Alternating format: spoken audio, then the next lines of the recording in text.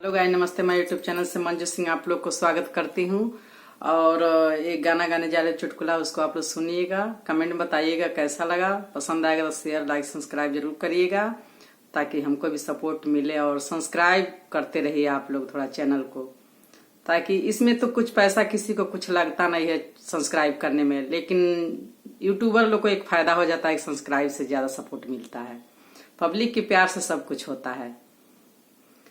हाँ, तो एक गाना है, जब औरतें गर्भवती रहती तो अपने पति से कैसे गीत के माध्यम से कह रही हैं। पीरात बटे पेट रजा भौरी लगा द, पीरात बटे पेट रजा भौरी लगा द, भौरी लगा द रजा भौरी लगा द, भौरी लगा द रजा भौरी लगा द, पीरात बटे पेट रजा भौरी लगा द, पीरात बटे पेट रजा भौरी लगा द।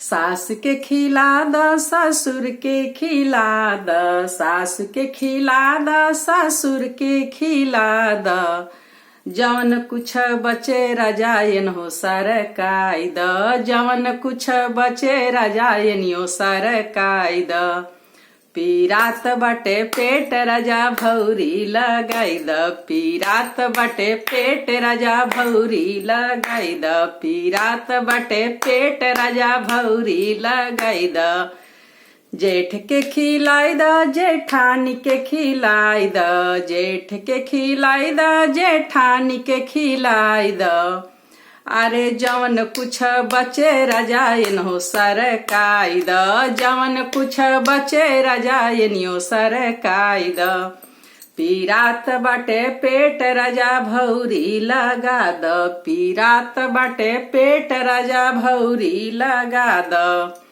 देवर के खिलाई द देवरानी के खिलाई द, देवर के खिलाई द देवरानी के खिलाई द, अरे देवर के खिलाई द देवरानी के खिलाई द, जवन कुछ बचे रजायनियो सरकाई द, अरे जवन कुछ बचे रजायनियो सरकाई द, पीरात बटे पेट रजा भौरी लगा द, पीरात बटे पेट रजा भौरी लगा द, पीरात बटे पेट रजा भौरी लगा द।